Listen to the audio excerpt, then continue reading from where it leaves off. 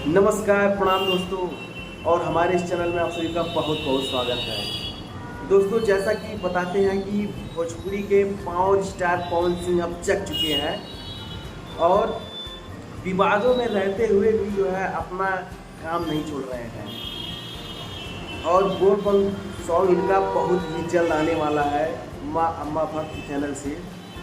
विरोधियों को ऐसा ठोकर मारे हैं कि सब जो है तड़पड़ा रहे हैं। इनका बहुत ही प्यारा सॉन्ग बोलबम सॉन्ग का टीजर आज शाम को रिलीज होगा और आप लोग इस टीजर को आप जो है जाके माँ अम्मा भक्त चैनल, जो कि नया चैनल बना है, जो है दीपक जी के द्वारा जो है चैनल का योगदान हुआ है, तो आप लोग वहाँ जाइए और बोलबम सॉन्ग का पहला टीजर पवन सिंह का जाके आप लोग सुनिए और बहुत सारा प्यार और आशीर्वाद दीजिए।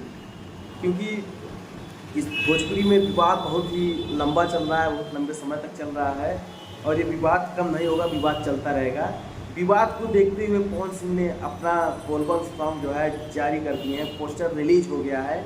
आप लोग जाइए माँ अम्मा भक्त चैनल से इस पोस्टर को देखिए, मैं नीचे डिस्क्रिप्शन में डाल दूँगा। मिलते हैं फिर से एक नई वीडियो, तब तक के लिए जय श्री राम, जय महादेव, जय हो, वंदे मातरम, नमस्कार। मिलते हैं फिर से एक नई